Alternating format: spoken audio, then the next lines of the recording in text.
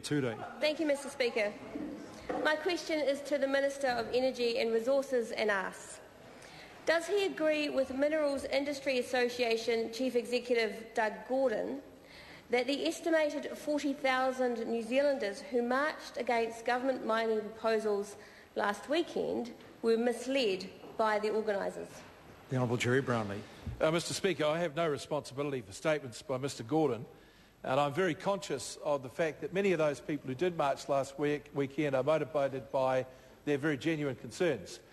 However, I think it is worth noting that there were a number of signs present at that rally, ranging from GE free right through to ETS, which make me think that a number of people on May Day may have just decided to use this as a general day of protest. Metiria Turei. Thank you, Mr Speaker. Order. I've called Metiria Turei. Is it misleading to say no one is talking about mining in national parks and then release a proposal to mine in our national parks? The Honourable Gerry Brownlee. Mr Speaker, the proposal that's been released looks at the removal of 3,000 hectares that are discontiguous from the Paparoa National Park, but were made part of it in 2008 by the previous government against the advice of the local Conservation Board and against the advice of the Conservation Department at the time. Mr Speaker, all that the removal of Schedule 4 protection does is enable exploration one step further than what is enabled now. It does not necessarily lead to mining, nor does it change the underlying status of the land. Metiria Turei. Thank you, Mr Speaker. Was it misleading to tell New Zealanders that Schedule 4, quote, says to the mining industry of New Zealand, these are no-go areas, end quote, as Nick Smith did when Schedule 4 land was set aside? The Honourable Gerry Brownlee. No, Mr Speaker, because that is exactly what Schedule 4 provides at the present time. That's why we're having a discussion with New Zealanders about whether that protection should continue on some very discrete parts of the estate, about 2% of all of Schedule 4 land, in fact. Hesitasam Lotu-Iiga. Mr Speaker, supplementary to the Minister, does he believe that it is possible to balance the economic concerns of miners and the conservation concerns of protecting endangered species in such a way that all parties are happy? Honourable Gerry Brownlee. Mr Speaker, yes I do. It is possible to balance the economic concerns of miners and the conservation concerns of protecting endangered species in such a way that all parties are happy. I know that the member who asked the primary question agrees with that. Metiria Turei. Thank you, Mr Speaker. Is it misleading to indicate in one government document that a national park is a no-go area for mining and in another government document issued on the same day stating that the same national park is being considered for competitive tender for mineral exploration? The Honourable Gerry Brownlee. Mr Speaker, on the face of that I would say no, but without the context of what's being proposed, New Zealanders here, I think it is misleading. Metiria Turei.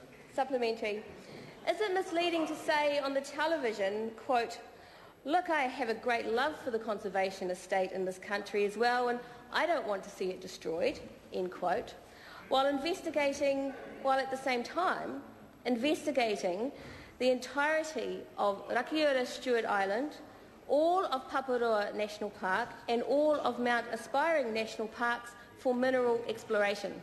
The Honourable Gerry Brownlee. Mr Speaker, it is abundantly evident and clearly stated that the government has no further interest in any mineral prospectivity in the Mount Aspiring National Park, and the member is being nor Kahurangi nor any number of others, and the member is being simply mischievous in making that statement.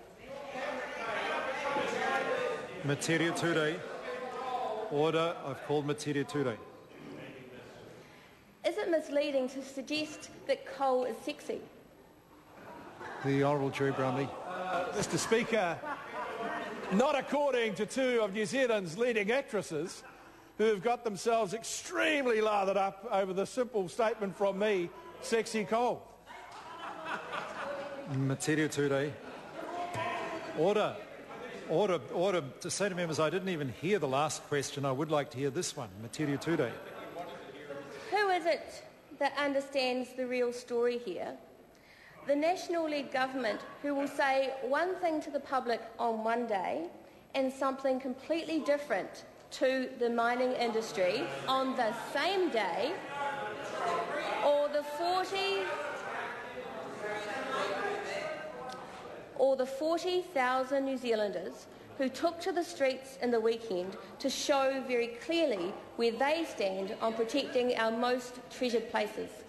The Honourable Gerry Brownlee. Mr Speaker, there were three parts to that question, so I'll answer them one after the other in reverse sequence. First, I don't have anything other than respect for people who marched on the weekend who have genuine concerns. I want to make that very, very clear.